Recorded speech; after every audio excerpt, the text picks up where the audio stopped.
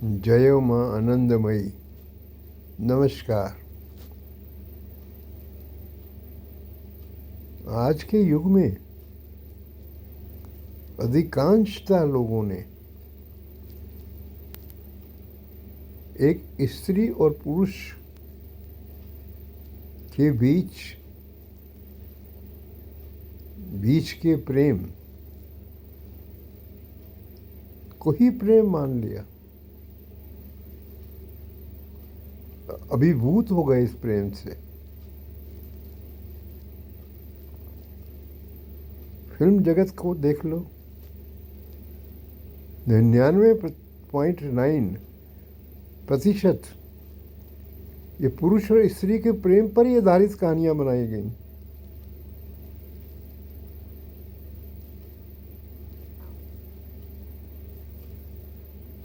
इससे आगे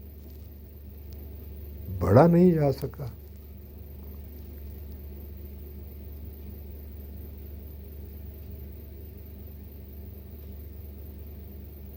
और विख्यात वंदनीय बन गए लोगों के बीच में। हालांकि प्रेम किसी भी स्तर का हो, उसमें कुछ ना कुछ ईश्वर का अंश अवश्य होता है। चाहे भले ही वो स्त्री और पुरुष के बीच का प्रेम हो, ईश्वर का कुछ अंश अवश्य साथ है। उस थोड़े से ईश्वरीय अंश के कारण एक विख्यात गाथा जीवन की ये आज बन गई।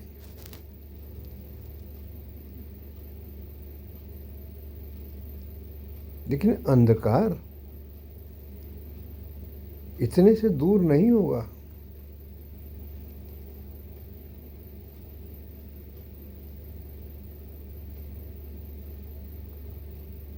अंश रहेगा।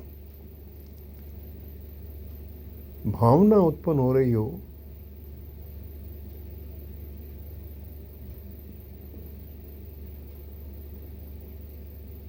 एक प्रेम भाव जो सीमित रूप में हो।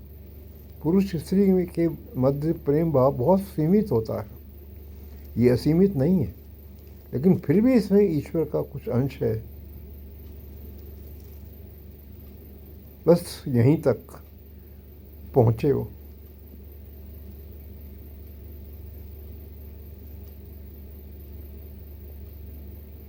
इससे अधिक श्रेष्ठ है संगीत।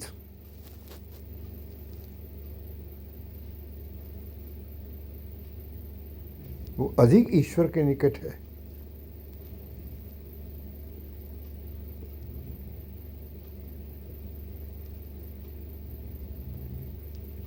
क्योंकि संगीत का जो लय या उसका नोड्स कहते हैं जिसको,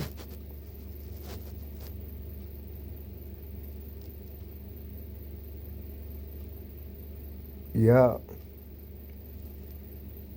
संगीत की प्रक्रिया, जिस प्रक्रिया से उत्पन्न होता है, जिसको मैं नोड्स कह रहा हूँ, संगीत के नोड्स,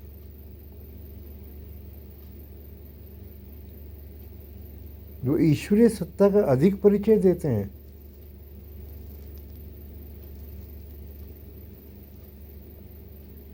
इसलिए जितनी फिल्म्स बनती हैं, उसका जो बैकग्राउंड म्यूजिक होता है, उसका बहुत महत्व होता है। अगर म्यूजिक को हटा लें फिल्म की कहानी से, तो फिल्म डेड हो जाएगी।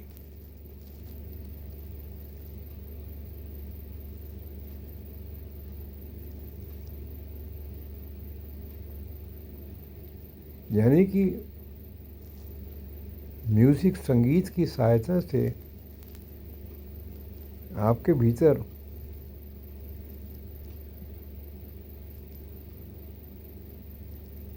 जो सेंटिमेंट्स, इमोशंस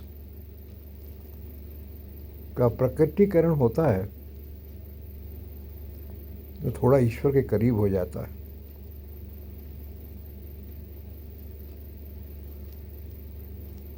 इसी इमोशन के साथ अगर ज्ञान जुड़ जाए, ज्ञान का प्रकाश भी संग हो जाए तो ये ईश्वरीय प्रेम में बदलता है, ईश्वरीय प्रेम हो जाता है। अभी यहाँ तक नहीं पहुँचे। इमोशंस विकसित हो गए संगीत की शक्ति से।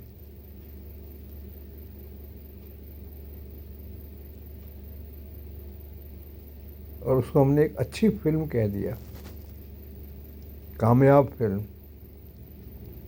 सिर्फ इमोशंस तक पहुंचने पर ही। अभी ज्ञान का प्रारंभ नहीं हुआ। इसके बाद ज्ञान की उत्पत्ति की बात आती है।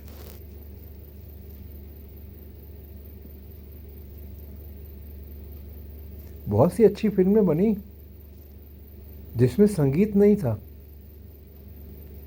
सिर्फ ज्ञान को ही दिया गया, कामयाब रही।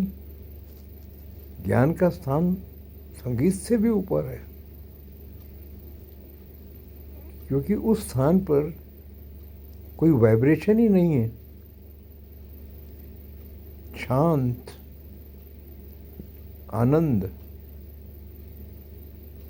इनका कोई वाइब्रेशन नहीं होता। शांति का और आनंद का संगीत की तरह कोई वाइब्रेशन नहीं होता। बस ये होता है, बस ये है।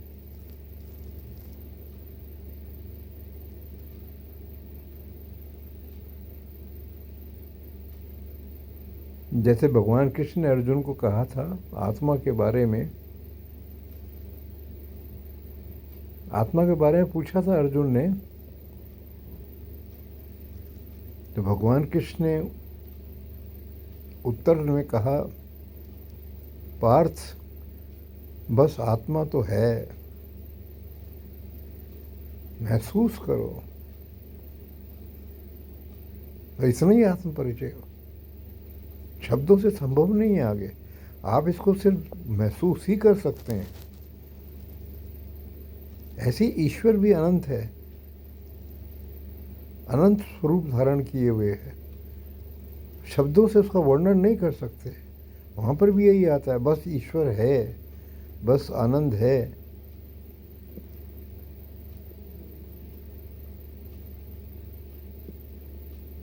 शब्दों से वर्णन करने का प्रयास ईश्वर को सीमित करने का प्रयास है। ईश्वर को सीमित कर रहे हैं, वो असीमित है, अनंत है।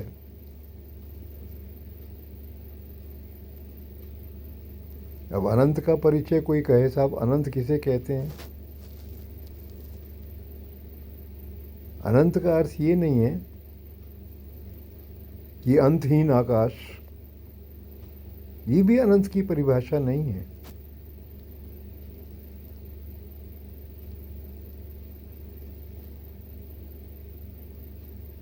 यहाँ पर भी वही बात है, शब्दों से वर्णन नहीं कर सकते अनंत का, बस है। यूँ तो वैज्ञानिक दृष्टि से अगर बात की जाए तो इस अनंत का निर्माण कैसे हुआ, विज्ञान कभी नहीं पहुंच पाएगा। अनंत अनंत करोड़ों वर्ष लग जाएं, विज्ञान इसको नहीं छू पाएगा। विज्ञान को भी आखिर में बस है कहना पड़ेगा, बस है। ये विज्ञान की क्षमता नहीं है।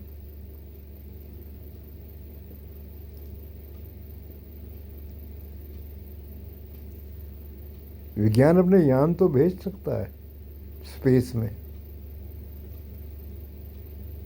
लेकिन इस अंतहीन अनंत स्पेस की उत्पत्ति के कारण तक विज्ञान नहीं पहुंच सकता। विज्ञान की पहुंच से भी परे है, शब्द की पहुंच से परे है, यहाँ तक कि विचार की पहुंच से भी परे है। तो यही वही कहना पड़ता है जो भगवान कृष्ण ने अर्जुन को कहा कि बस है, और कुछ नहीं कह पाए भगवान कृष्ण। यानी कि ईश्वर भी ईश्वर का वर्णन नहीं कर सकता। अगर वर्णन करने की बात हो तो ईश्वर स्वयं अपना परिचय नहीं दे सकता।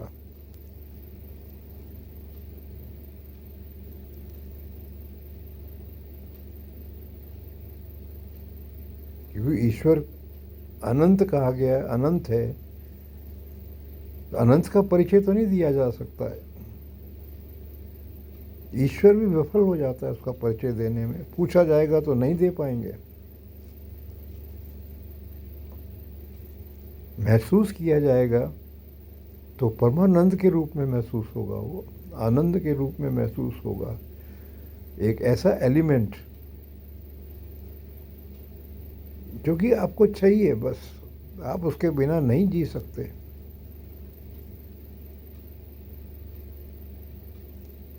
बस इतना ही। जय माँ, धन्यवाद।